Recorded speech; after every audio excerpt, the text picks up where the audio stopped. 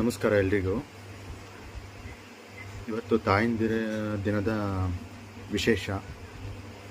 ಇವತ್ತು ಜ್ಯೋತಿಷ್ಶಾಸ್ತ್ರದಲ್ಲಿ ನಾವು ತಾಯಿ ಬಗ್ಗೆ ಹೇಗೆ ತಿಳ್ಕೊಳ್ಳೋದು ಅನ್ನೋದನ್ನ ತಿಳಿಸ್ತೀನಿ ನೋಡಿ. ತಾಯಿ ವಿಚಾರ ತಿಳ್ಕೊಬೇಕು ಅಂದರೆ ನಾವು 4ನೇ ಭಾವ ನೋಡ್ತೀವಿ. ಆ 4ನೇ ಭಾವದಲ್ಲಿ ಶುಭ ಗ್ರಹಗಳು ಸ್ಥಿತವಾಗಿದ್ದರೆ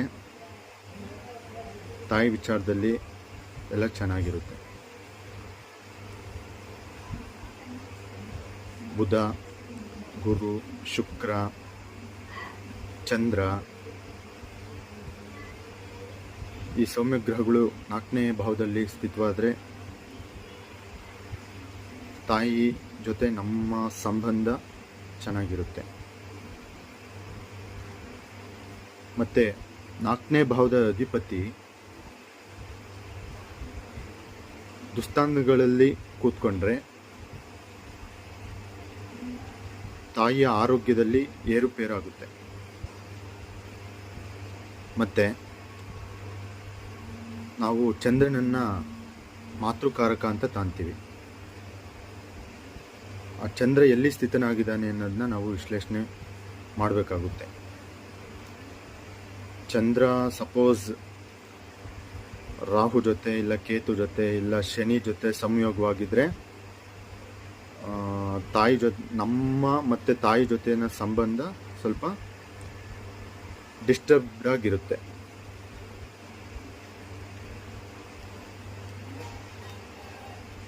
ಆಮೇಲೆ ನಾವು ತಾಯಿ ಗುಣಗಳನ್ನೂ ನಾವು ತಿಳ್ಕೊಬೋದು. ಇವಾಗ ಸೂರ್ಯನ ಜೊತೆ ಚಂದ್ರ ಇದ್ದರೆ ಒಳ್ಳೆಯದು, ಮತ್ತು ಚಂದ್ರನ ಜೊತೆ ಗುರು ಇದ್ದರೂ ತಾಯಿಗೆ ಸ್ವಲ್ಪ ಸುಜ್ಞಾನ ಇರುತ್ತೆ. ಮತ್ತು ಚಂದ್ರನ ಜೊತೆ ಶುಕ್ರ ಇದ್ದರೆ ಮಕ್ಕಳ ಮೇಲೆ ಪ್ರೀತಿ ತೋರಿಸ್ತಾರೆ. ಚಂದ್ರನ ಜೊತೆ ಶನಿ ಇದ್ದರೆ ಸ್ವಲ್ಪ ಡಿಸಿಪ್ಲಿನ್ಡಾಗಿ ಮಕ್ಕಳನ್ನ ಬೆಳೆಸ್ತಾರೆ. ಮತ್ತು ಚಂದ್ರನ ಜೊತೆ ರಾಹು ಅಥವಾ ಕೇತು ಇದ್ದರೆ ಸ್ವಲ್ಪ ಡಿಸ್ಟರ್ಬೆನ್ಸ್ ಇರುತ್ತೆ. ಮಕ್ಕಳು ಮತ್ತು ತಾಯಿ ಸಂಬಂಧದಲ್ಲಿ ಸ್ವಲ್ಪ ಡಿಸ್ಟರ್ಬೆನ್ಸ್ ಇರುತ್ತೆ. ಮತ್ತು ಇದಕ್ಕೇನು ಮಾಡ್ಬೋದು ಅಂದರೆ ನಾವು ಚಂದ್ರನಿಗೆ ನೀರನ್ನು ಅರ್ಘ್ಯ ಕೊಡಬೇಕು. ಇದೇ ಪರಿಹಾರ.